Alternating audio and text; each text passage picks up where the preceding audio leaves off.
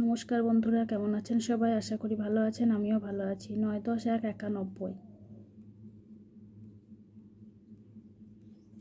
বাংলা শতকীয়া সংখ্যা বাচ্চাকে খাতায় কি করে অতি সহজে লেখানো যায় সে নিয়ে আমি ভিডিওটি বানাচ্ছি।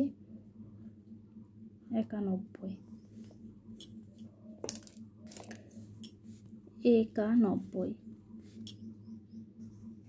এর মাত্রা হয় না। কয় আকারে কা, দন্তের ন, ব ব হর্ষই। 91